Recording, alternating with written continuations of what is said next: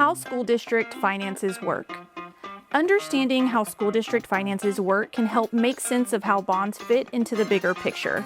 School funding is divided into two main buckets: M&O, or maintenance and operations. This covers day-to-day costs like staff salaries, utilities and insurance, classroom instruction, and transportation, and INS, or interest and sinking. This is used to pay for bond debt, new construction, major facility improvements, technology infrastructure, mechanical, electrical, plumbing, and roofing repair.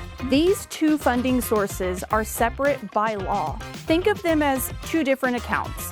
Money cannot be moved between them, and they have different functions.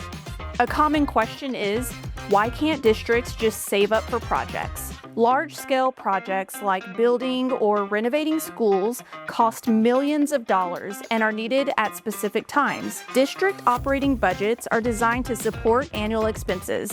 This is set by the state's funding structure. School districts also operate within state funding formulas, which limit how funds can be used and allocated. School finance is structured to separate daily operations from long-term facility needs. This structure is why bonds are used for major projects. Information about the VISD Bond 2026 is available at visd.net/bond 2026. Early voting runs April 20th through April 28th. Election Day is May 2nd. Victoria ISD encourages all eligible voters to review the information and participate in the election.